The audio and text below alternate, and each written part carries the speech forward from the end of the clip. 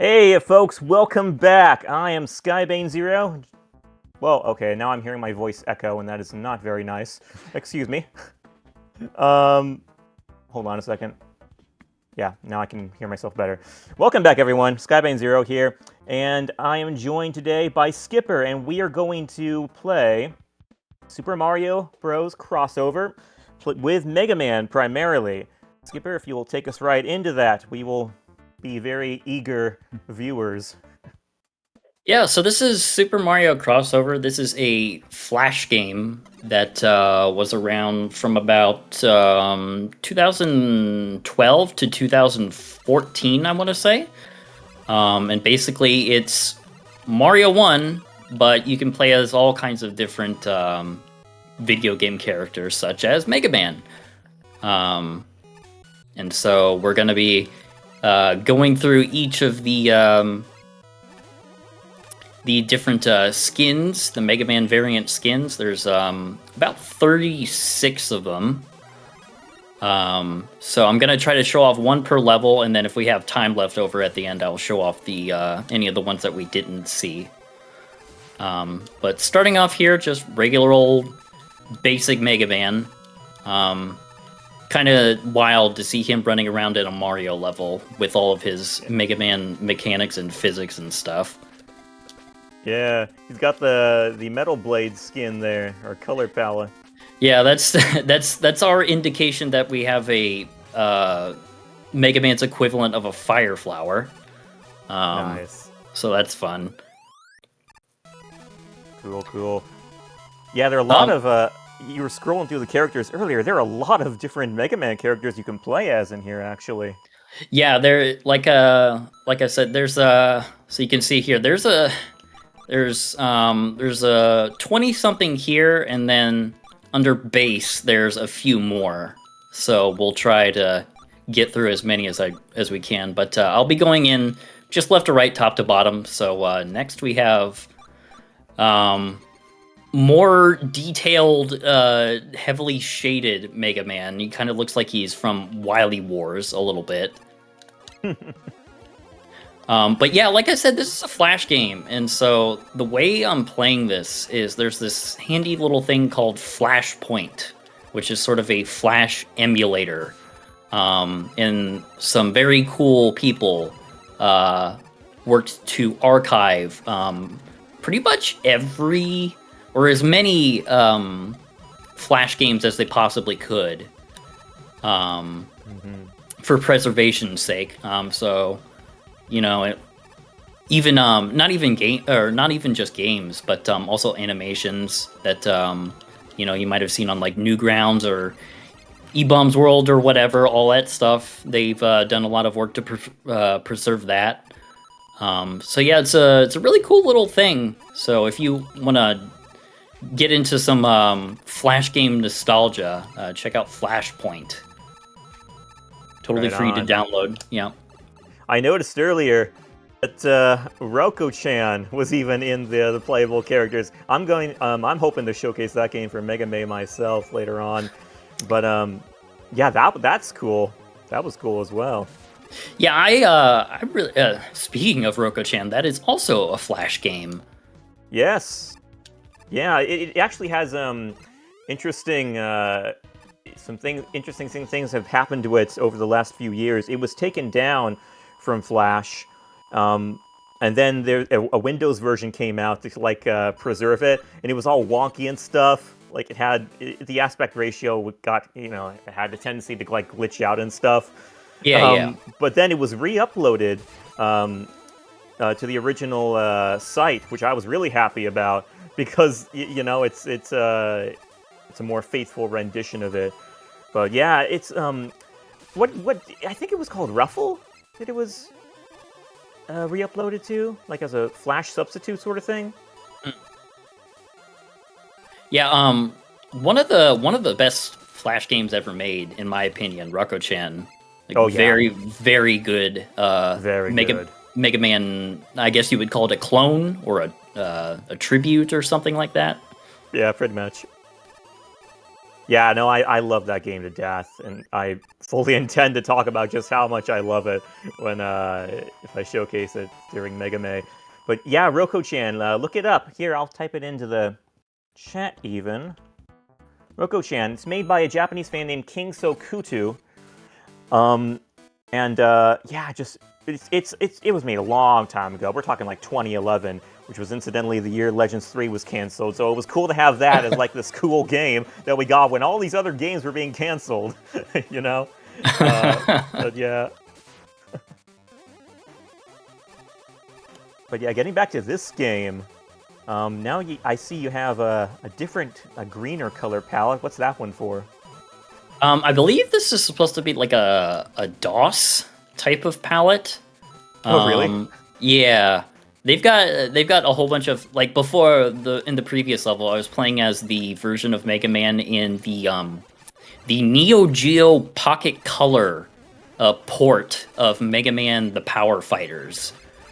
Oh wow. So like there's tons of like super obscure Mega Man costumes. Oh, nice. We rescued Eddie. Dr. Light is in another castle. Well, he's also a playable character, so I'm not sure how that's going to work out.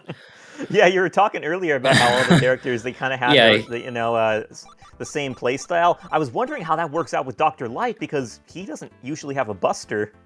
Yeah, I tested the game out last night to see what he has, and it's pretty funny. I think you guys are going to enjoy it. But here's Atari Mega Man. Oh my god. He has no face! As was very typical of Atari games. Not enough graphical fidelity to render a face. I don't think I've ever seen that sprite before, actually. I gotta brush up on my Atari knowledge, I guess. I think it might be custom made for this game. Because I mean, I've looked around and I have never seen this sprite before, so I assume it must be for just this game. I'll be darned. Yeah, I was gonna say, if it was more well-known, I feel like I would have seen a lot of other fan games that integrated it, like, the Make a Good Mega Man level fan games. They had a bunch of different sprites you could use, even custom sprites. Yeah. Like they even had DOS Mega Man in there. So I think if this was more well known, I think it would have been in there. But you say it is custom then? Yeah, as far as I can tell, it's custom because I've looked all around. I have not found any other instances of this specific sprite anywhere on the internet. So that's wild. So that's funny actually. They gave it no face, almost like paid tribute to that trend then, huh? Mm-hmm.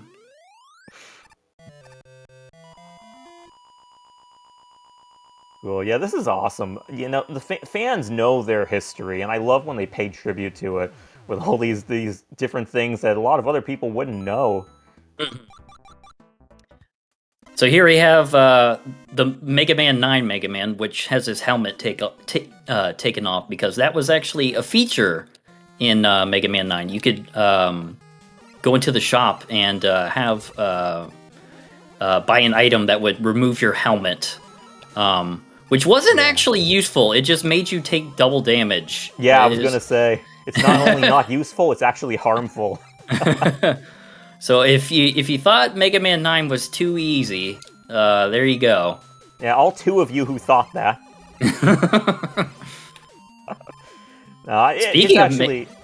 Speaking of Mega Man 9, we got the Splash Woman theme here. Yo. Can I jump above the screen here? No, I cannot.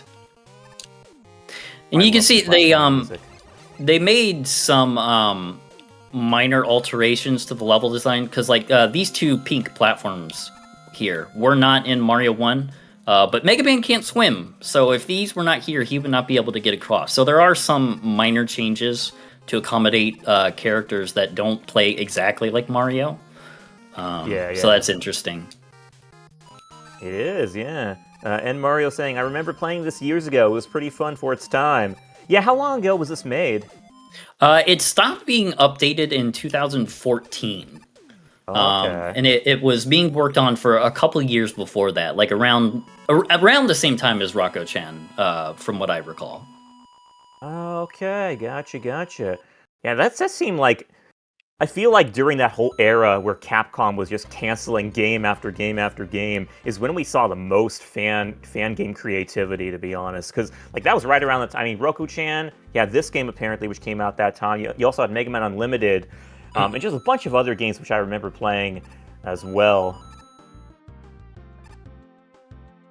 Yeah, and speaking of fan games, we're actually going to be showing off a preview of an upcoming brand new fan game tomorrow, Mega Man W, by the developer Jump Dash Evade. So definitely look forward to that. That's going to be very cool. Oh yeah, gonna be celebrating the size of that massive W.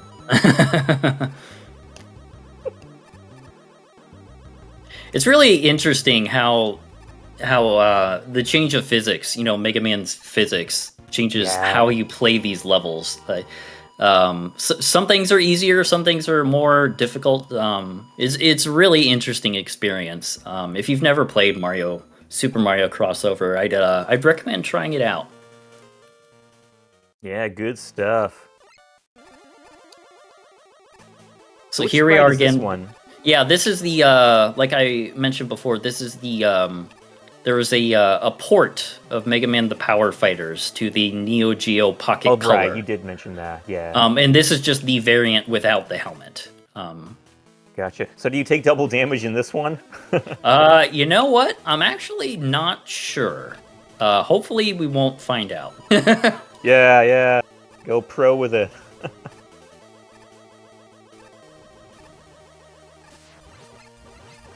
Like Bowser coming in is like, who is this robot kid? So weird being able to slide under his fireballs. I know. I was gonna say I picked this up. I picked this game up for a few seconds, not very long, but yeah, it's really interesting to like go into the Mario stages with a Buster. And, Yeah. You know, in a game that really wasn't made, or I mean, it had the Fire Flower obviously, but that was kind of a special thing. But to like always have that fire flower on hand, essentially, it's kind of crazy. Yeah. Like via the Mega Buster. Yeah, in a game primarily designed around, not being able to shoot enemies for the most part. It renders a lot of them kind of useless. Yeah. Yeah. Does Mega Man get like additional powers from where Mario would normally get the fire flowers? I don't think so. When I booted up the game, it did mention something about let me see here, holding down a button. Oh, there we go. Yeah, we can throw metal blades. Oh, look at that. So is that a fire flower thing? I believe it is. Okay. I saw you got an invincible there as well. What about the one-ups? Like, do you have lives in this game? Yes, you do have lives. Gotcha. Just like regular old Mario 1. Cool. Can you take the same, like, shortcuts and stuff as in Mario 1? Like how faithful is this to the actual Mario game? It is, as far as I know, it is a perfect one-to-one recreation of Mario 1. So it's got all the warps and the secret pipes and all that good stuff. Oh, cool. How well do you know those routes and stuff? Oh, I know Mario 1 like the back of my hand, pretty much. Nice. Mario 1 is, interestingly enough, Mario 1 is actually one of my favorite Mario games, which may sound a bit weird, but I just love the simplicity of Mario 1. Yeah. It's a classic for a reason. Like, it's still fun to play to this day. I just love how simple it is. You don't have to, there's no extra bells and whistles. You just run to the right and jump and dodge stuff, It's just a nice, simple game. Yeah, and you could beat it a lot shorter too, right? Like Yeah. yeah, so not as much of a time investment either. Yeah, you can clear, even not taking any warps, you can get through Mario 1 in like half an hour. So it's a nice comfort game to come back to every once in a while, just to kind of chill with. Yeah. So yeah. I feel that way about Mega Man 1 myself. I would come back to that game a lot more often than the other classic games, mostly because it was so short. You know, like I knew I could beat it in an hour, so I would just pick that up whenever I had that much time on my hands. Whereas the other classic games, I mean, if you're good at them, obviously it won't take you as long. But for me, I always found that they dragged on for like an hour and a half, maybe 2 hours even, depending on how hard they were or how long, because they all kind of differ. But it was, the simplicity, very underrated. Even if Mega Man sinks like a rock in the first game, and you have all these different bugs and stuff, it's a good time. Yeah, Mega Man 1 is definitely janky, but that also kind of adds to the charm a little bit, I think. All those weird little quirks and bugs that you can take advantage of. Yeah, it's also cool to like go into that first game knowing the legacy it established later. So it's like you're coming back to the roots with this awareness that Mega Man has this grand journey, this grand adventure ahead of them. And so, you get to the ending of Mega Man 1, and they're like, fight Mega Man for everlasting peace. And you just feel that a lot more. It just means a whole lot more because it's the first game, and you know that this blue bomber is going to make quite a hero on the road. Yeah. Speaking of characters who are heroes, here's one that isn't a hero. Quint, yes. Future Mega Man. Dude, Quint is so funny. I love all the fame he has garnered in the fan base over the years, despite being in this incredibly obscure game with the jankiest sort of story, background behind it. Yeah, definitely one of the strangest Mega Man characters there is. With the weirdest backstory, too. It's nuts. Yeah, and he also shows up again in the Wonder Swan Japan-only sequel to Mega Man and Bass as the main villain of that game. That's the only other time he shows up.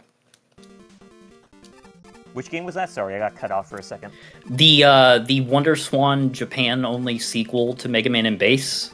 I think it's... Oh, that one! Yeah, I think the title translates to Challenger for the Future? Yeah. Yeah, that one. I played that, I played that with a buddy of mine years ago, and that was quite a lot of comedy, I'll say. It is a weird game. It was, yeah. It was funny.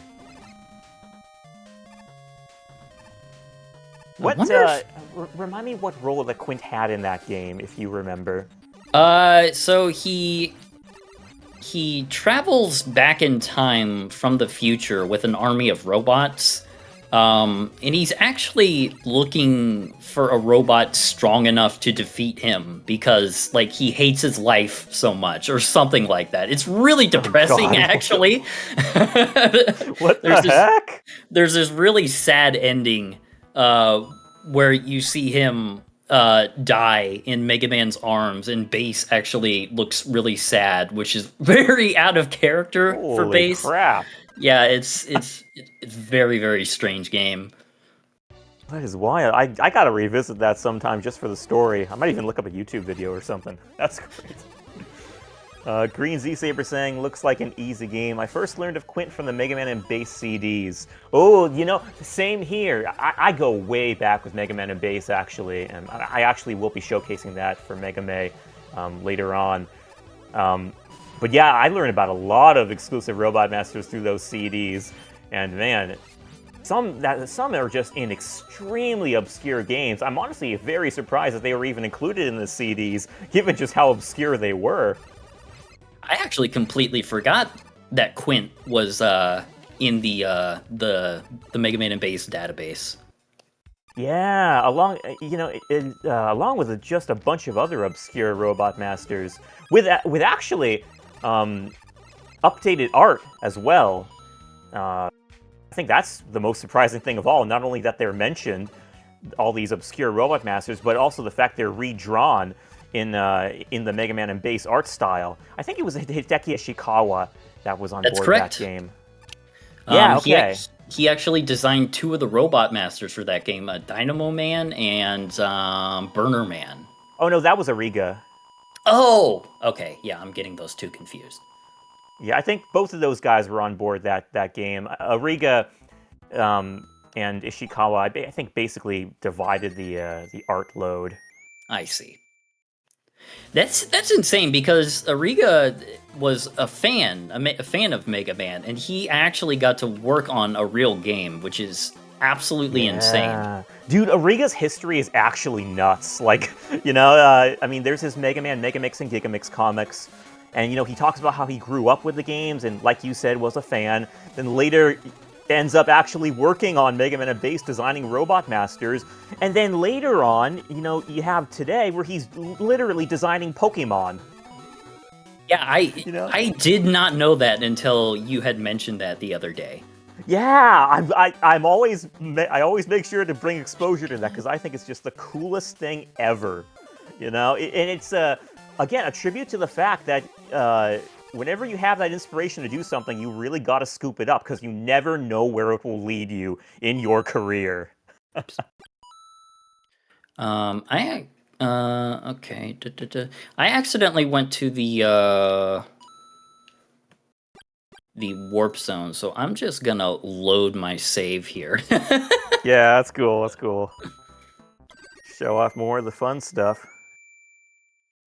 Sounds like MagFest for you. Yeah, I bet it applies to a bunch of the MagFest guys too. Like, I've been watching you all for years and years and years, and I've never been to MagFest myself, but man, I've always been so psyched by those activities and what's been put out through those venues.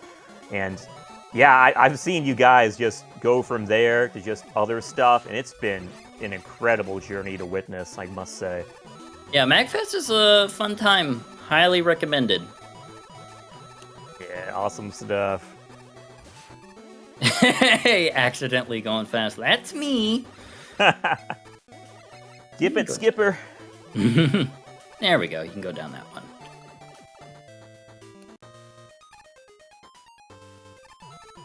7/8 of the team is Meg fam. Yeah, I know. That's always a point I make sure to advertise when people ask me what Mega May is. I'm like, it's this event that's hosted by the MegFest Mega Man fans, because that's that is the majority of the team. Yep. Or at least the hosting team, anyway.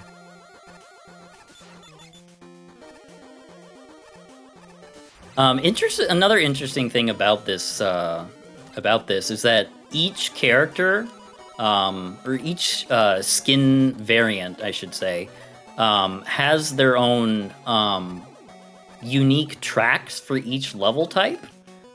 So there's a whole bunch of different music from across the Mega Man series, depending on the characters you play as. So that level there, we just had the Crystal Man theme from Mega Man Game Boy 4. So yeah, there's it's pretty cool. Right on. Yeah, leave it to the fans to know all the tributes and apply them as they need to be. Mm-hmm. For a long time, I really considered MegFest an unintentional Mega Man con. Dude, you want to know something? This was before I even knew what MegFest was. I knew about the Mega Man group there, and I like low key honestly believed that MegFest was a Mega Man convention. Because I was so tuned into that stuff going on there.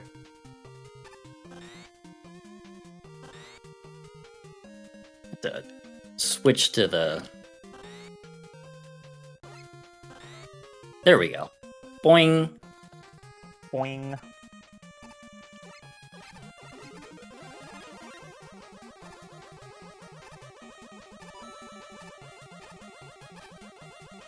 It might still be the only con that does annual Mega Man cosplay meetups.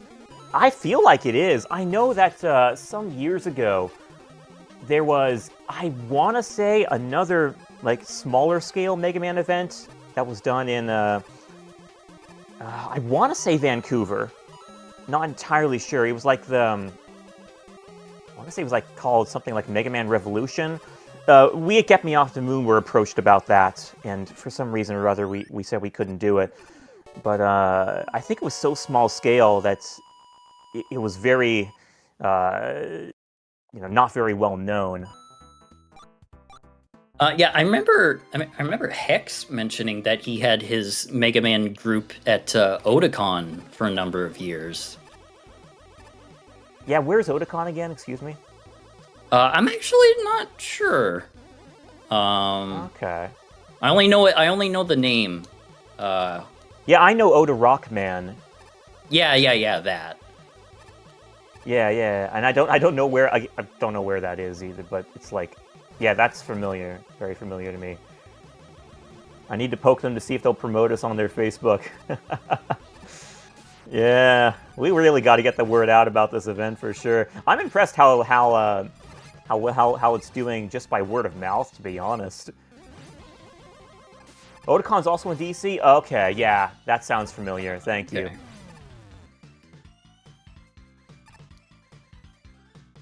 Hey. There goes Mega Bowser. We rescued yet another Eddie. Rescuing Eddie, of all people, who has just backstabbed us time after time by giving us weapon energy drops instead of health drops.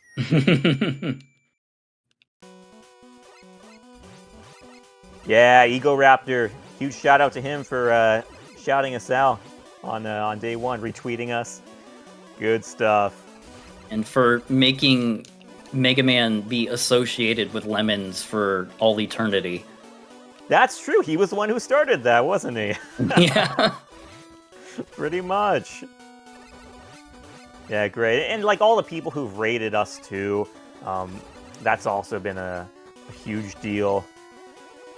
And just anyone who's here and like throwing in submissions and just supporting the event in myriad different ways. Yeah, it helps a ton.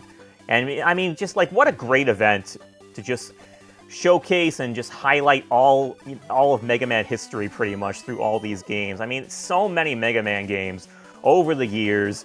Every one with its own fans, I swear. And man, what a great event to highlight all those games and all the fans of those games and all their stories and legacies and where they've gone with that, like what those games have inspired them to do and like where it's led them in their careers and stuff. I mean, I've been saying this since day one, but this event is as much about stories as it is the games. Because there's just so much there. Mega Man has just touched the hearts of so many people, myself included. Like, I have been a Mega Man fan since I was a little kid. It's always stuck with me. I've always been playing the games. Fortunately, there have been a lot of them, so I've always had the fuel for my fire. Yeah, the later you get into Mega Man, the better, because you have just an absolute plethora of different games to try out.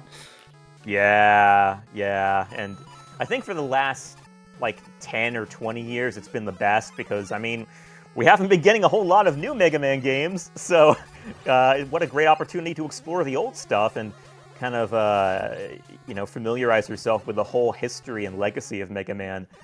As opposed to just being someone who tries out the new games and then drops them and forgets the whole series even existed, you know? Yeah. And the Legacy Collections, too, have been great about that exposure as well. And all the creativity they've brought in. I mean, I look at all the... obviously there are a lot of people playing the Legacy Collections, but there have been also just a ton of great, like, fan mods and stuff which have come out and, like smoothed out some of the rougher parts of some of the games in those collections, made them a little more accessible. Like I'm thinking, gotta go back to my series, Mega Man Zero. There's a phenomenal fan mod for the Legacy Collection for that series where you get the remastered music, the actual official remastered tracks, Rockman Zero, in all the stages. And those, I'm telling you guys, those remastered tracks, when they were released back in the day, they were thorough as all heck. Like, they covered all bases, every single stage of Mega Man Zero, from 1 to 4. Like, no joke. Those music soundtracks were just extremely thorough. And they got a mod, a fan made a mod to get all those songs into the Legacy Collection, so it's an entirely different musical experience.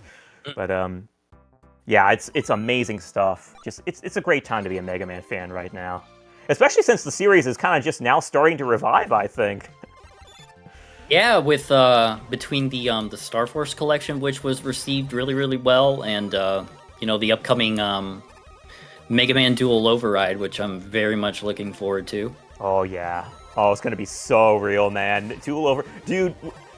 I don't know why I was watching Game Awards when it was being aired. Like, I had no interest in anything that was going on there. I was kind of just there because I was bored, to be honest. Like, okay, well, people are going to be talking about this. People I know are going to be... Oh, sorry. Did I cut out? Can you hear me? Just for a second, but you're fine now. Okay. Yeah, but I don't know why I was watching Game Awards when it was there. I was like, okay, but people I know are going to be talking about this, so I may as well...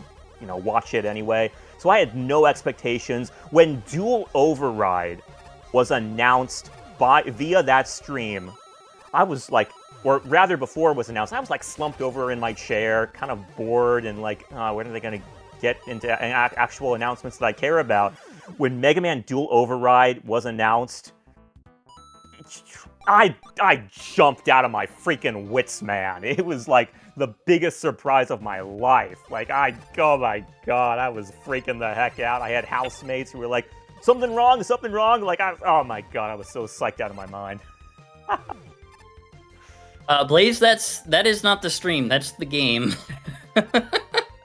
It's yeah, the game just I don't know if it's just how the game is or if it's the Flashpoint emulation, but yeah, that is not the stream. That is the game. Shout out to that roll sprite, by the way. Love me some Mega Man 8 roll. Yeah, I think yeah, I like Mega Man 8 roll. I think my favorite design for her so far is actually Mega Man 11's design. I think it's very cute. Yeah, you know what? I think I would agree with that as well. Like, I think that the hairstyle is what makes it for me. Mm-hmm. Really nice hairstyle. Cool Ranch saying, I became a fan of the series shortly after 10 released. Never thought I'd live to see 2 new game announcements. Oh, dude, you're right on board with the rest of us. I'm telling you that during the Mega Man Dark Ages, from like 2011 to right up until I think Mega Man 11 was announced, which was what, 2019? Maybe earlier? They announced it in 2017. Okay. So 2017, yeah, the Mega Man Dark Ages from 2011 to 2017. I was like ready to give up on Mega Man, to be honest. But and it's funny they even acknowledge that in the trailer to Mega Man 11, where they had that, where they go through all the different like eras and years of Mega Man, and the 2011 to 2016 era is like had spikes and the Yellow Devil music playing, which I thought was really funny. Yeah. Oh man, that was great. I vividly remember that announcement too, just being like, "Oh, are they doing it? Are they doing it?" And then they did it. That was crazy. Green Z Saber saying, "I'll get more excited once they announce the ZX Advent sequel. That secret ending can't just leave it like that." Man. I'm right aboard with you, to be honest. Like, I loved ZX. Like, I've been a massive Zero fan since I was a kid. ZX pulled me through a lot of hard times, like, growing up, too. Like, I legit remember playing that game during, like, when I was in the hospital during several, kind of, tricky procedures and stuff. But, yeah, so good memories with that. And then the cliffhanger for Advent was just, like... Oh man, such a letdown, and then they never ended up making a sequel. So it is what it is, though. Here's Dr. Light. He has a gun. He has a gun. That's how he shoots. Oh man, he is ready to live out his douchey title from Mega Man 8 Base. I must commit murder, Whoop Mega Man.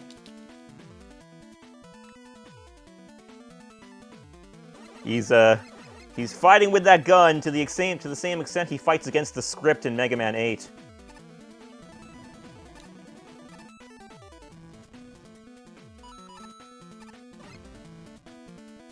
Yeah, Dr. Light's taking matters into his own hands.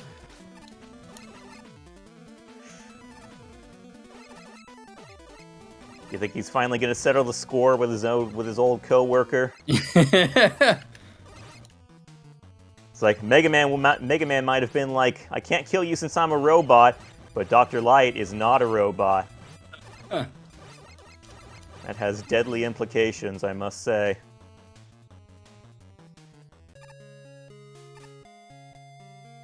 Oh, I see. So if you're playing as Dr. Light, then it's Mega Man who you're rescuing. Excuse me. I see. Oh, look at that. Yeah, Dr. Light's the super fighting human.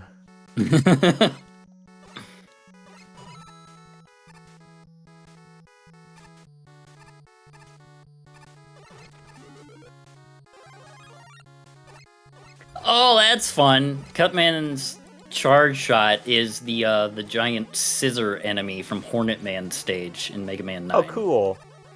That's a neat Would touch. have been better if they had Kung Fu Cut Man, but I can go with that as well.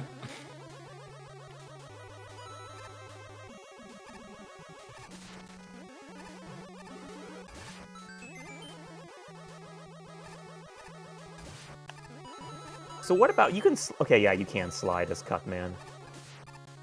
Yeah. I wonder if he can wall jump, because you could... No, you can't. You could wall jump as Cutman in Mega Man Powered Up. Cut Man continues to be incompetent. Guys, please look up that video. It's a great video. Yeah, I know exactly what video you're talking about. Oh, yeah. It has earned its fame in the annals of Mega Man history.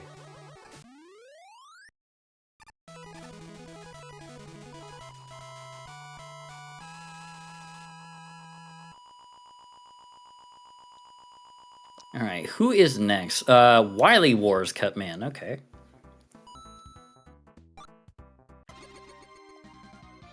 Actually, I haven't checked if we have a Wily Wars showcase for Mega May. If not, that might be something worth showing. Yo, yeah. Gotta look into that myself. Yeah, I know, it's a lot of... The struggle for me, too, has been like, okay, what Mega Man game could I show off that I really love that no one else is showing off and which I think is very underrated? True. It's like, okay, you know... Oh, Mega Man someone X... just submitted it? Did they really? Yo! Well, how about that? Well, that's great. Right on. Of course, it means the skipper can't play it now. Oh, a Wily Wars randomizer. Oh, okay. Yo, that does sound cool. I didn't even know that existed. Okay, if he's submitting the randomizer, then it might just open you up to stream the normal game. I had the thought of because there's the Wily Tower minigame that you unlock after you beat the 3 classic games that are included in it. And the gimmick with Wily Tower is that you can choose any of the 20 odd or 20 something odd. Yeah, I weapons. remember that. That's so cool. And I thought it might be neat to have chat influence which weapons you pick for each stage. Oh yeah, top spin for the win, baby. With the requirement that you have to kill one enemy with, you have to kill at least one enemy with each weapon. You can't just not use them. Yeah. That sounds cool. Hey, put that on the table. Shotgun Diplomat saying, for me, it had been Legends 1, because I think Legends is by far the most underrated series in the entire franchise. Yeah, I will say it's got some really passionate fans that are extremely eager to show it off. Shoutouts to the Mega Man Legends speedrunning community, by the way. Great people, talk to them all the time. And Blue Metal, actually, I was hosting his Legends 1 showcase the other day, or his speedrun, rather. He did both I want to say an any percent speedrun on normal, and then he did an easy 100% speedrun in the same sitting. Which is just crazy. That guy has been speedrunning Legends for over a decade easily. And yeah, I mean, those games have been yeah, they have very passionate speedrunners. And I think those games are represented very well, I think, in this event. You'll see them on the schedule, and they'll be coming back in other times as well. Yeah, Blue Metal is insane. Shoutouts to him. Dude, I'm always so impressed by how he can carry a conversation so well by speedrunning Legends at world record pace, like it's his second thought. Yeah, so hey, if you guys think Mega Man Legends is underrated and doesn't get enough exposure, look up Blue Metal. All your cravings will be satisfied.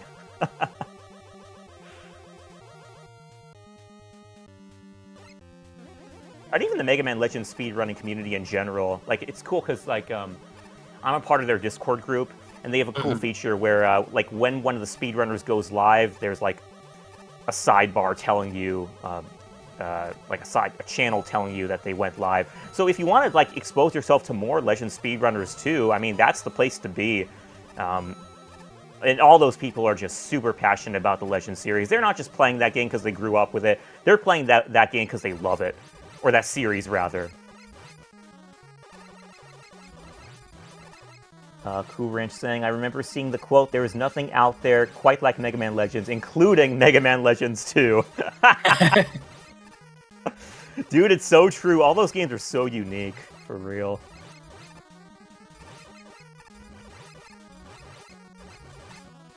We have so much going on, it's wild. Mega Man is really teaching me how much Mega Man there is. And after 7 years of Mega Man-a-thon, I thought I knew a lot about Mega Man. Dude, it's wild. And it's like the catalog is continuing to grow with all these fan games coming out. And that's the biggest, I think, perk of being a Mega Man fan, to be honest. It's like, not only are there just a bunch of official games of all different flavors that suit, like, every single person imaginable, anyone's tastes, but, you know, it also has just, like, so many different fan games that fills in the voids that even those official games don't fill. Which is quite asking for a ton, because those official games, they fill in a lot of different niches. And the fan games just draw out those niches even further with, like, I mean, you got Mega Man 8-bit Deathmatch, which is like that first-person shooter sort of gig that Mega Man's never really quite done. And, you know, I could think of a bunch of other, like, you know, 3D projects too. But yeah, just it's a fan base that is just brimming over the top with creativity. It's like the creativity is seriously soaring into the stratosphere. It's so wild and inspiring. So this character is an interesting thing. This is, I believe her name is Francesca. She's from a game on the NES called The Cryon Conquest, which was a game by, I believe it was, I believe the developer was called Victokai. And it was essentially their version of Mega Man. You basically played as this witch character who had all these magical powers. Very different, well, not very similar to Mega Man, but also different at the same time. It's completely linear. There's no stage select, for one thing. And you start with all the weapons. So the stages are more about, like, solving puzzles with your weapons, rather than just being a pure, you know, left to right action game. So it's pretty interesting. Not the greatest game ever, but definitely worth taking a look at, I would say. Yeah. So, yeah, quite experimental, but that's, you know, experimental games are where you find a lot of unique ideas, and they may not be the best implemented all the time, but they're still really cool, and it's like, you know, you never would have thought of them. All right, down to the last couple here. Hey, making good tracks. There's still footage of that canceled FPS game online called Maverick Hunter. Yeah, I remember when that was all the rage. People loved that stuff. I think because it was made by the Metroid Prime developers, but it was canceled around the same time that every other Mega Man game was canceled. Legends 3, Mega Man Universe, that Maverick Hunter, as you said. and a bunch of others. Like, that's just the tip of the iceberg, to be honest.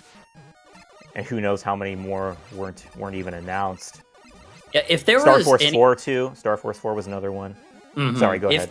If there was any developer that I would trust to do a first-person Mega Man, it would be the Metroid Prime team. Yeah, and they were going to do it, but alas. To be honest, if you look at Maverick Hunter, I can say I was surprised it was canceled since it didn't really look like Mega Man at all. Or you can't say you were surprised that it was canceled. Yeah, it was certainly very, very different.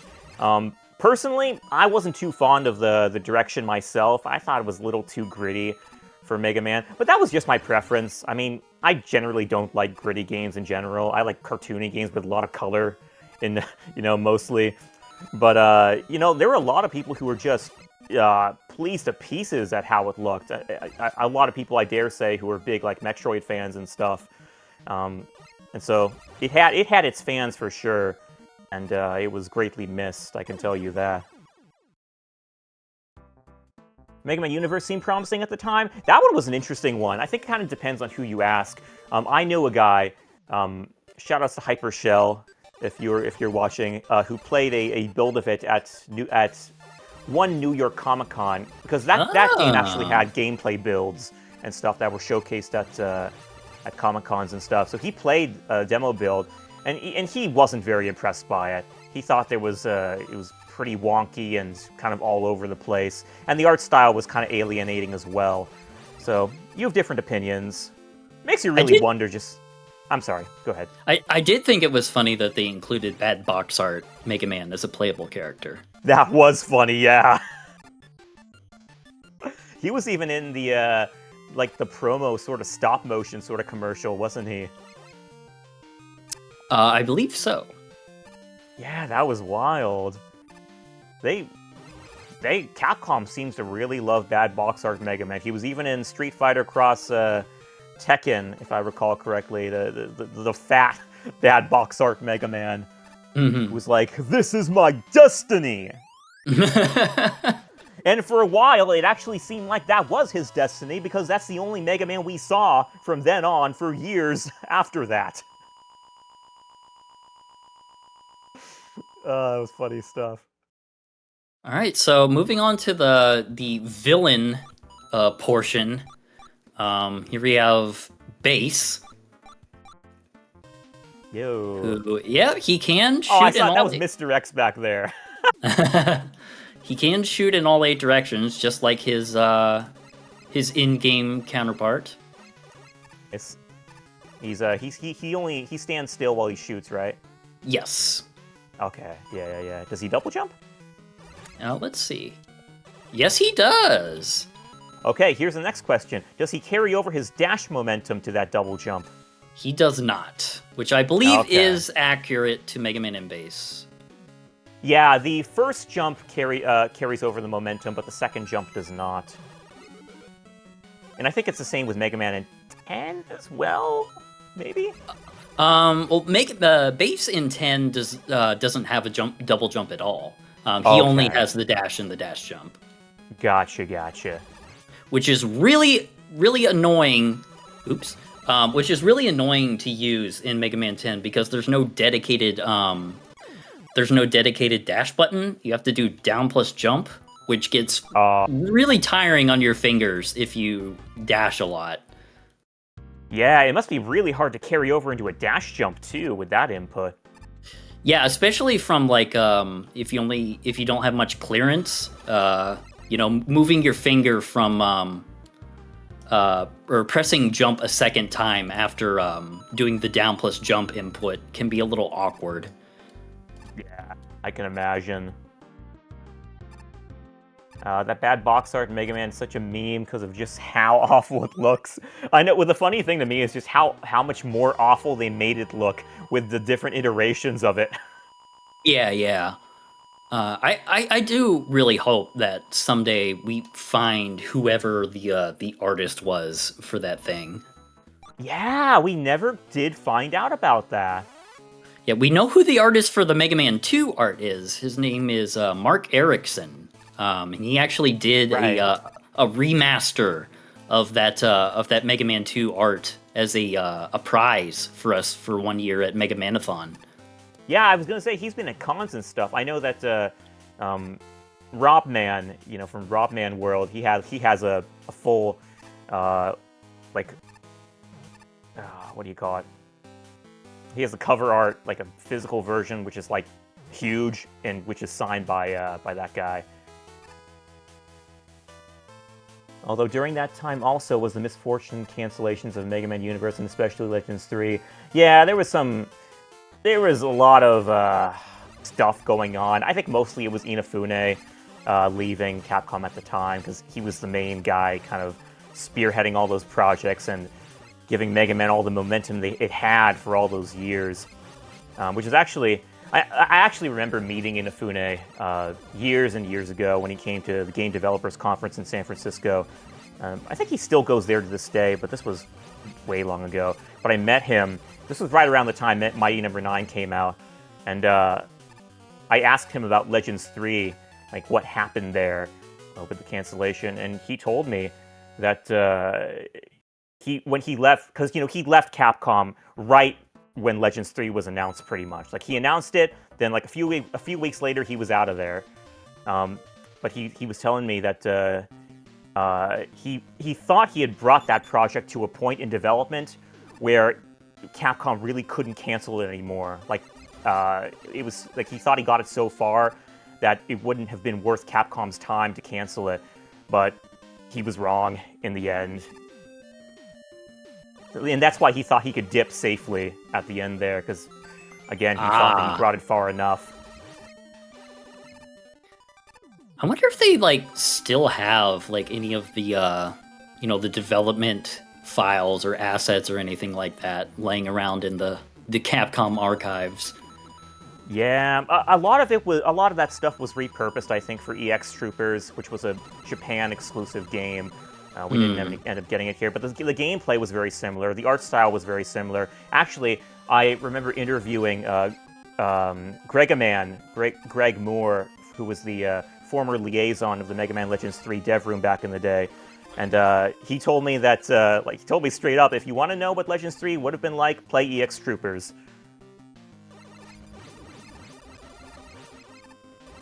Mighty No. 9 really sadly hurt his reputation. Yeah, it did, unfortunately. I personally think that he still deserves respect for his sheer legacy in the Mega Man fandom. He's still, whatever way you want to spin it, he's still, the main reason we have all these games, I feel, in all these different flavors. So, things went kind of south with him with Mighty No. 9, but I don't think that erases the past. All of our childhoods are kind of tied up with his legacy, and so I try to be careful when it comes to, talking down about him. I mean, he did stuff, but yeah, those are my thoughts on the matter. I still want to give Mighty No. 9 another fair shot because I was very unfortunate in that I played the Wii U version, which which runs at about 10 frames a second at best, and which was known to brick consoles. Yeah. Oh no. Well, that is a bad experience. Yeah. Yeah, I played it on PS3, which also wasn't very good. I got it. I was crashing here and there, unfortunately. It did not leave the best taste in my mouth. I believe the PC version is the one that runs the best from my knowledge. That's what I've heard too. I remember even streaming it back in the day and having chatters say, yeah, haven't had any problems with the Steam version. So yeah, if you ever do go back to it, folks, that's probably the version you should pick up. Also look into the 3DS version. That might be something interesting too. Hashtag sarcasm. That never did come out. Still waiting for my Amazon delivery. If you know, you know. Oh, Dr. Wily has a gun too. Oh no. I wonder if he knows how to use it. He's so used to all his convoluted contraptions. Like, can he actually use a simple gun, though? Reminds me of there's an old skit called Rich Old People, where they had a guy dressed up as Dr. Wily who was like talking about, you know, his failures and like his new plans for the next Robot Masters he's gonna design. It's actually really funny. That video is like almost 20 years old now, and it's still funny. Oh, holy crap. Yeah, I was gonna say I recognize the title, but yeah, that's some ancient stuff you're digging up there, man.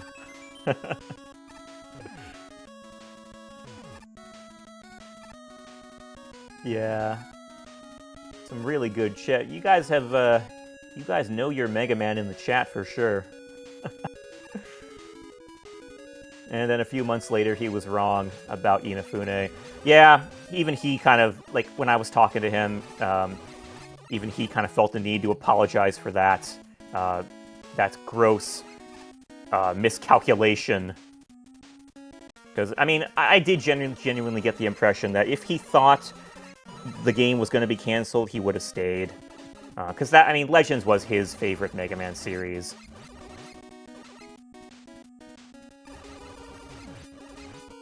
Kind of wish they would try to take a crack at a sequel. See what they learned after Mighty Number 9. Mighty Gunvolt Burst was great. It was great, yeah. The unfortunate thing is that concept is no longer a thing. True, yeah. Sadly true. If he did do that, it'd probably be under Inti Creates, and he'd just be like a director, like a guest director or something. Yeah, I think mean, that's totally viable. I mean, yeah, Inti Creates knows how to do 2D action platform design. Yeah. What I also like about Inti Creates, they're very experimental as well, especially these days. Like, they've put out all sorts of different games. Like, Gunvolt was kind of their Mega Man Zero kind of spiritual successor. But, you know, a lot of the games they're putting out these days are not actually very similar to Mega Man. They're doing a lot of different things and integrating all these different unique ideas and stuff. And not all of them are very popular, but man, I respect them for that big time. I also respect Takuya Aizu, the president. He has just been doing a great job as the head of that company for years, decades, I want to say even. I had the chance to meet him too. Back at Game Developers Conference back in the day as well. And the coolest guy you'll ever meet, fam. Like, I'm telling you. I think he kind of knew my name before I met him and, like, knew where I came from as far as Get Me Off the Moon was concerned and, like, just how much I love the Zero series. But, man, when I met him, like, and I introduced myself, like, no joke, folks. He genuinely just gave me a straight-up huge bear hug. That's awesome. Yeah, it was amazing. That dude is so cool. And it's like, he's a total dad, too. He has, like, a couple kids of his own, and... but yeah, he has, like, this dad humor as well, I think, which is also really charming. Yeah, Aizu is great. I respect him so much, man. Got to meet him a couple times 2 years ago? Heck yeah, man. Yeah, but no, I will seriously, for the rest of my life, remember that bear hug he gave me. That dude was so enthusiastic, and you can see how it totally carries over to the projects that Inti Creates does. Oh, yeah! That deserves a lot of mention as well. Cool Ranch saying, it's cool that AK is active on social media. Lots of stuff we've learned recently. Dude, that is the coolest thing ever, and I cannot talk enough about how amazing that is, that he is on Twitter, and he's actively answering these fan questions, even the ones that are in English. Like, giving the coolest trivia about the first couple Mega Man games that he was involved in, and all the stuff that happened there. You know, all the stuff that we would never know about otherwise. It's just been the coolest. Like, you can seriously compile all his tweets into, like, this, a promotional book or something, because it's just that insightful and cool. Yeah, seeing him show up on Twitter was not on my my 20, I think it was 2025 that he showed up. 2025 or 2024 that he showed up on Twitter. Yeah, that was definitely not on my prediction list. Yeah, I know. It wasn't on anyone's prediction list. That guy had been out of commission for decades. Like, I don't even remember when the first interview or where the last interview with him was before that. I don't even know where he'd been seen before that. Like, he had completely disappeared from everybody's sights for just decades. And then finally, someone dug him up.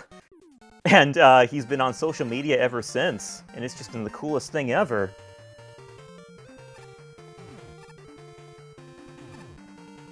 Yeah, I thought that was really funny when he said when he apologized for the boo beam trap in Mega Man 2. Oh, I was laughing at that as well. That was the worst boss in that game by far. Hey, I appreciate that apology, but I'm not sure I'm ready to forgive him.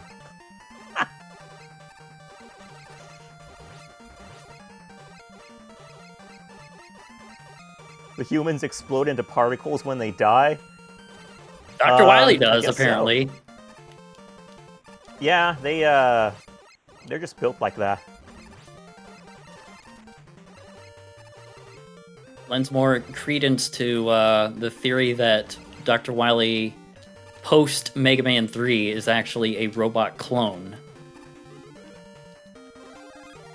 Yeah, what I get a crack out of from time to time is, in the Super Adventure Rockman animation, he transforms into a ninja, and like that, he makes his escape from Mega Man just like disappearing in a ninja costume. It's the funniest thing ever.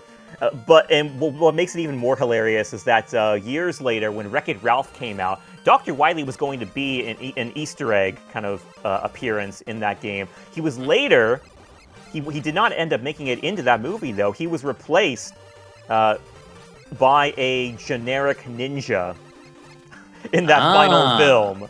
So it makes you wonder, hey, looking at Super Adventure Rockman, looking at Wily Ninja in there, something's going on here. It's actually not the only, funnily enough, not the only time Dr. Wily is dressed up as a ninja. There's the Mega Man OVAs called Mega Man Upon a Star, where Dr. Wily has a giant ninja robot, and then Mega Man destroys the robot, and then he gets out of the robot, and then he is in a ninja costume and says, "I'm a ninja," and throws down a smoke bomb. Oh, dude, and that's the one I'm thinking of. It's not Super Adventure Rockman. It's Rockman Upon a Star. Excuse me. Yeah. Yeah, I know. That's hilarious things. Hilarious how some things work out like that. Kosak's profile picture reminds me of Rockboard. That's Paradise. It might be taken directly from that. Probably. Booping Trap is still on my podium for worst Mega Man bosses. Third behind Red from X7 and Gate from X6. Yeah, dude, I'm kind of on the same vein there. I also really dislike the Doc Robot Masters. Worst part of Mega Man 3, if you ask me. Yeah, for better or for worse. I don't know. Is that OVA fair game for streaming during downtime? A very good question, actually. I'm not sure. It's very old. Cool. Yeah. Hey, maybe. Yeah, I know. It may just be old enough to warrant to be available for that. I'm gonna hop off voice chat for a second because I need to grab my charger. Okay. 1 minute, please.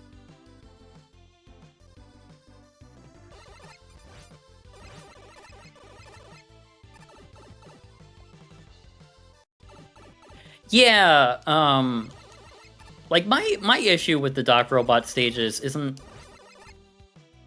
like the idea as a whole. Like I think the idea of revisiting old stages that are remixed to be harder is an interesting idea.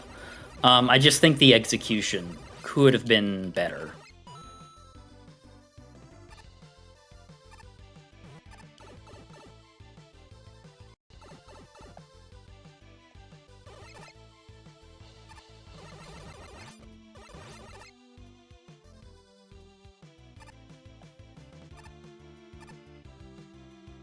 Maybe as like an optional thing you could do to get like a best ending.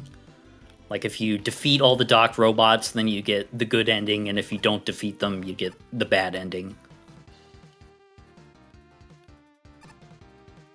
I mean, Mega Man 4 is my favorite of the 6 NES games, so absolutely.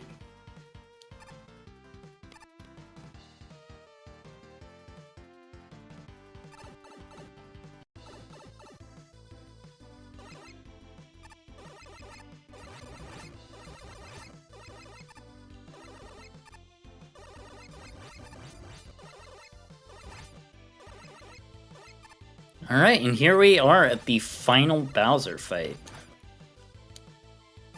With hopefully Dr. Cossack being the one to take him out. Can I? Okay, no, I can't dash under the fireballs. Okay. Try Quick Man.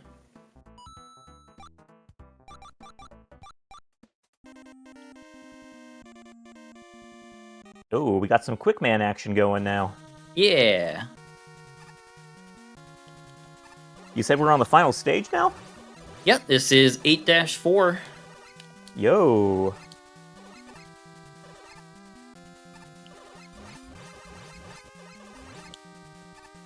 Interestingly, Quick Man cannot double jump, and he also can't slide. That's an interesting combination, but he can shoot in 8 directions. It's an interesting. Is he even fast? He doesn't even look that fast. Maybe? It's kind of hard to tell. He should be fast? Yeah.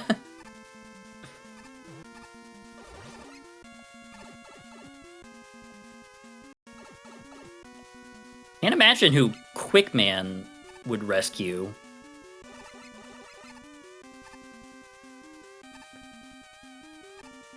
Yeah, I don't know. Who does his allegiances lie with?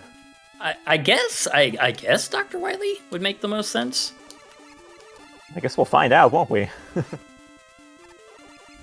Is it this? I believe. No, it's the. Is it this pipe? It might be this pipe. No, it's the next one.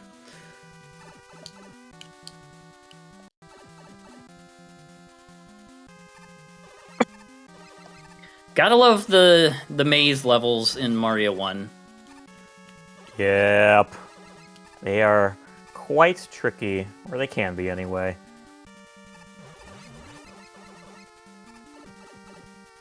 Any Mega Man 4 enjoyers in chat? I like it. I wish Mega Man's Buster was a bit bigger, but you know that was the first appearance of the Charge Buster, so understandable.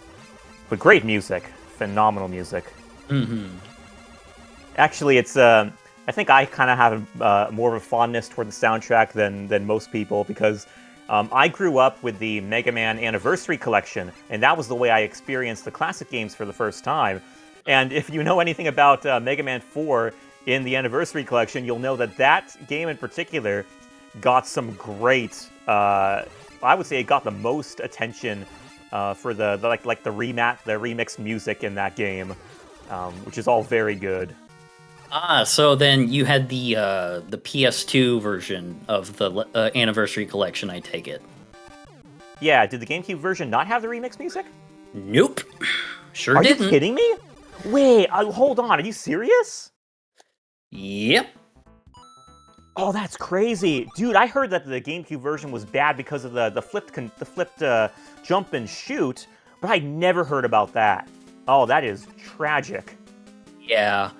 I believe it did have this this bonus like documentary type thing where Inafune talks about the creation of Mega Man. So that was a thing that you could unlock in the game. But yeah, no remixes.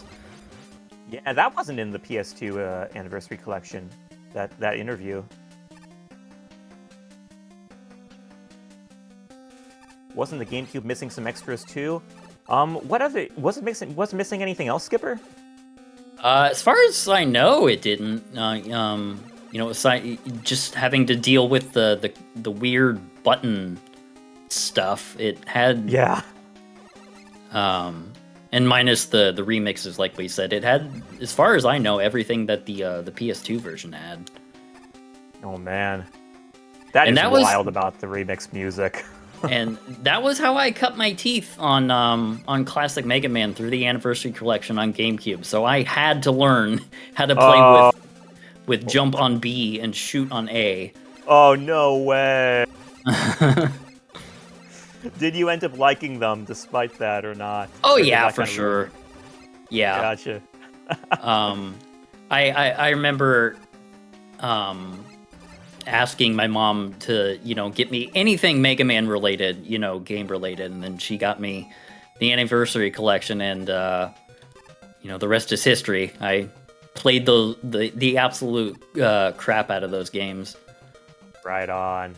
Yeah, I know, so much nostalgia for me with that Anniversary Collection. To this day, I like it more than the Legacy Collection, mainly for the remix music, I think. I still jam out to those themes a lot more than most of the 8-bit renditions.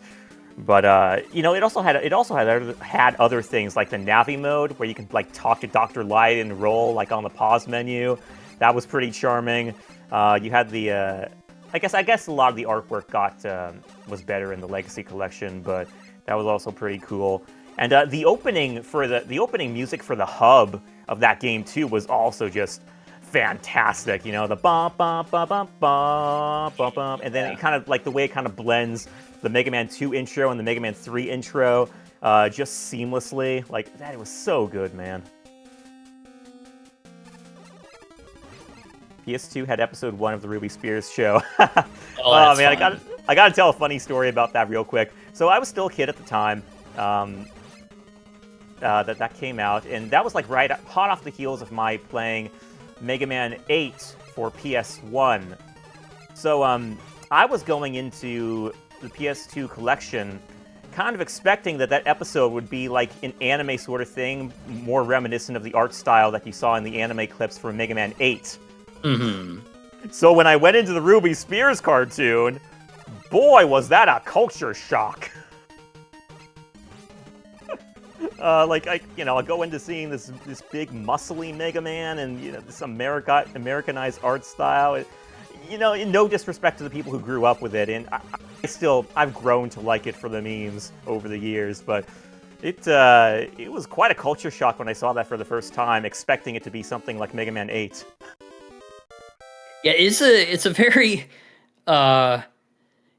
entertaining show, but not always intentionally so.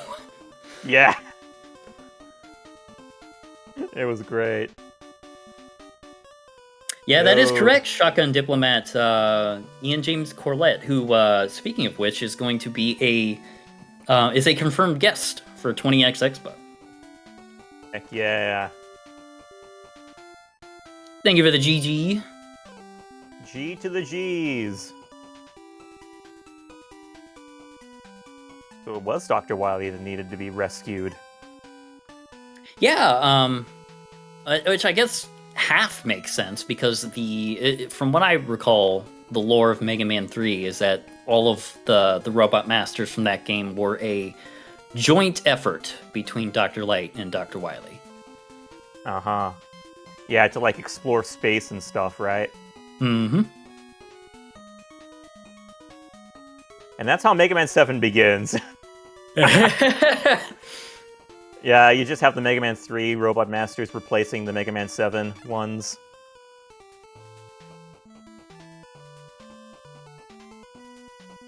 But if we still the next run is ready, I will be happy to throw it over. But if not, we can show off the rest of the characters. There's a few left. Heck yeah. You've got the time. Alrighty. Alrighty. Oh, there we go. We can speed up the credits there.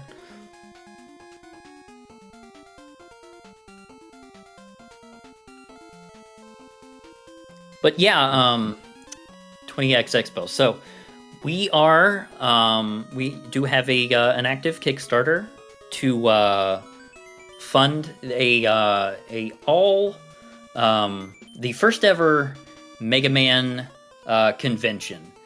And it's fully funded by the fans for the fans. So go over to our Kickstarter and pledge if you can. If you can't, tell everyone about us.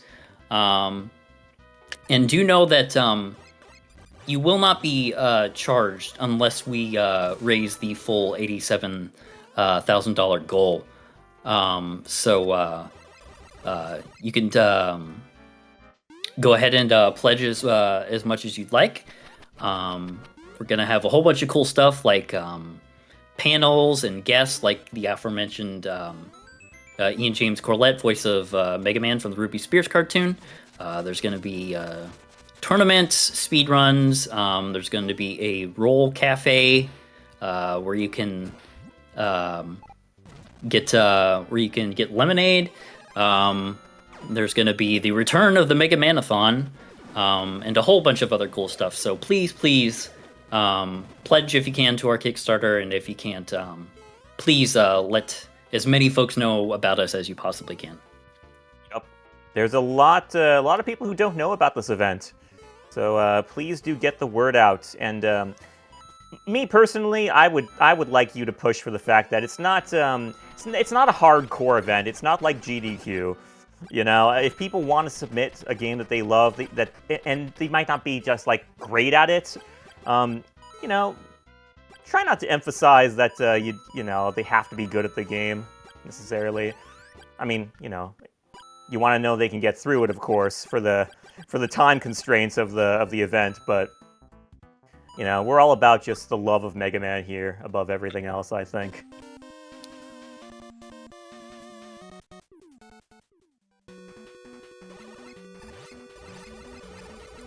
So this is the last character to show off. This is Skullman, and just to mix things up a little bit, I'm playing the Lost Levels level set.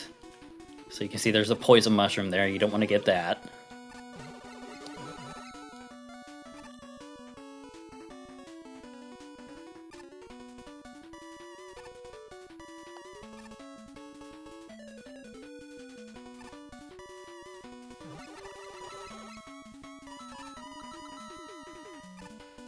So does Skullman have his famous barrier? Good question. Let's see.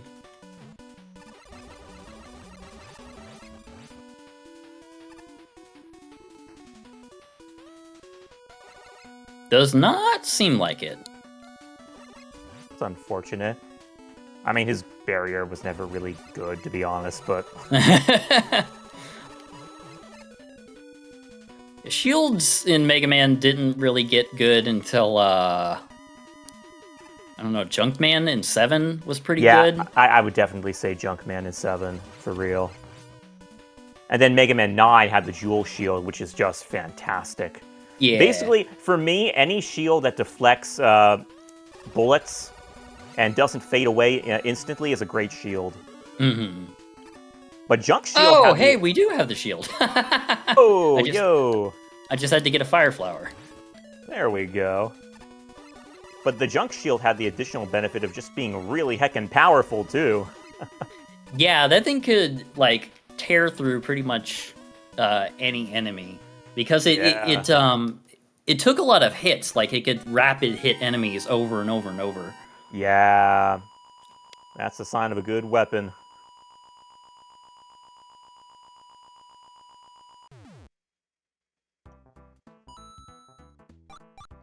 Let's see, are there any other characters that I didn't... No, I think that's all of them. We were making tracks there, huh? Oh, did you show off Roku-chan and I just missed it? I did show her off, but I will be happy to show her off a second time. If you don't mind, yes. Heck yeah, Roku-chan. I was playing that game just a couple days ago, actually. The Windows version, which, yeah, guys, don't play that version. The screen blacks out and the aspect ratio freaks out quite commonly. I was playing it because... Ooh, that's unfortunate. I was playing it because I'd heard a long time ago that the game was taken down from its original Flash source, on the original site, and it was. But then I guess it got back up there after a point. So now officially, for the time being, it's back up there, so you can play it on the official King Sokoto site. But yeah, Nice. Great game. I love Roko-chan so much. It's like the music is just stellar. The gameplay mechanics are so tight. The art's great. The stages are just so loyal to the Mega Man formula. And it's a game you could beat like very fast too. Like generally about an hour, I think. Because there are only 6 Robot Masters, and then the Fortress stages, obviously. But it's just a phenomenal game. Like it's fun. The music's great. It's not that hard in my opinion. And all your weapons are just great. Like even the standard Mega Buster, it just feels so powerful. Like you can getting a Buster only run is totally feasible for any newcomer, I think. Actually, during my run a couple days ago, I ran out of weapon energy for the weakness for the last few. Oh, he's not Wily, but the Wily-esque Dr. Mad. Yeah. I ran out of weapon energy for the last few forms of Dr. Mad, so I had to Buster only him, and it wasn't that bad. It was again the Buster in this game in Roko-chan is very powerful. So it's very fun.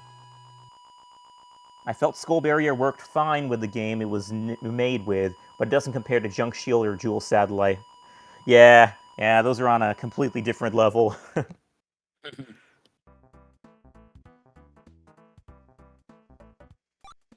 Okay, I guess that's Roko-chan then. Yep.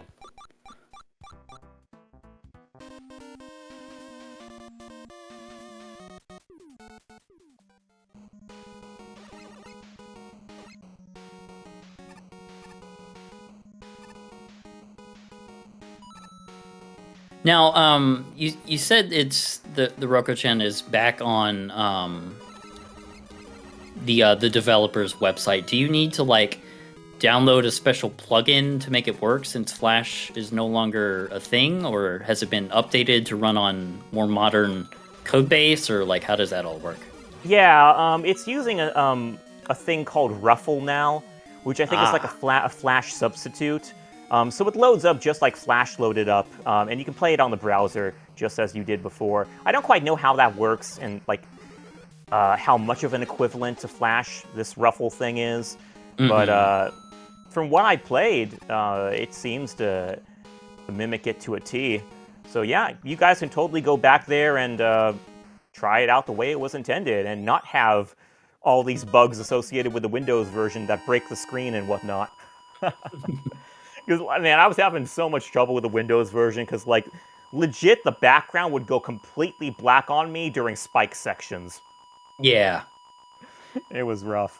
It's like, as it turns out, Flash games aren't designed to be played on Windows as a standalone executable.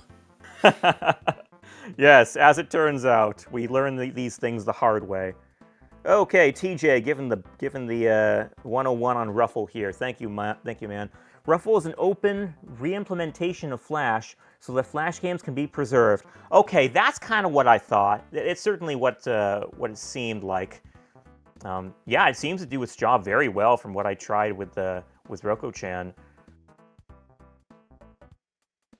All right, cool. Well, that's about everything in the game that there is to show off.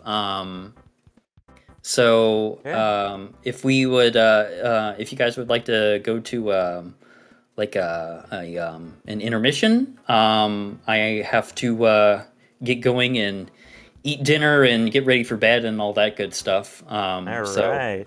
Hope you guys enjoyed this run of Super Mario Crossover. This is sort of a last minute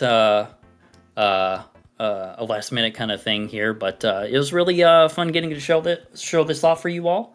And you'll be seeing a whole heck of a lot more of me throughout the month. Heck yeah, we'll be looking forward to it. Yeah, thanks, Skipper. I don't know too much about this game myself, so it was super cool to like see it in action. For sure.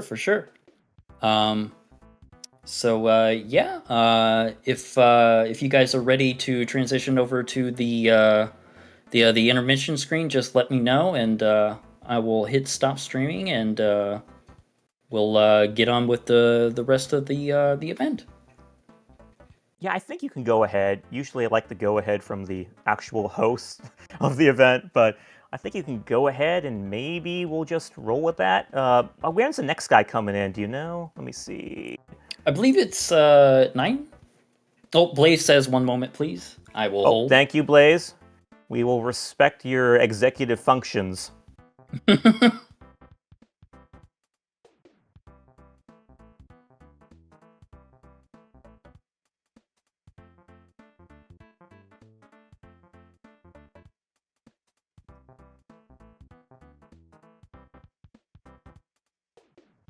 Gonna call the boys. Okay, well we will let you do that.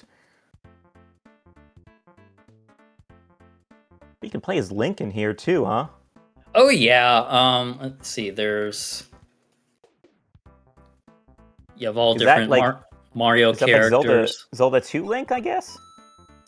Yeah, that's let's see. You get I believe you play as Zelda 1 Link, and then if you get a mushroom, you turn into Zelda 2 Link. Oh, cool. Right on. Yeah, any Zelda 2 fans in the chat? I mean, I can tell you right now that there is absolutely at least one, and she's running the show. Ah, nice, nice. What about you, Skipper? You like Zelda 2?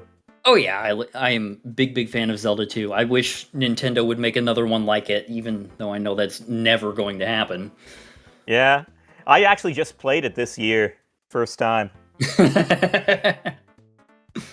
And I will say that the sword, which is the size of a butter knife, a plastic butter knife, is not the easiest thing to work with. Yeah. Big. In spite of the butter knife sword, I really do like the combat in the game. You know, the kind of block high, block low, attack high, attack low, Yeah, the down that was stab, all that stuff. interesting. Yeah. Yeah, it was interesting. Definitely, it takes some getting used to for sure, but it's a super unique departure from Zelda. I was honestly just very surprised with how well the style flowed into the 2D form.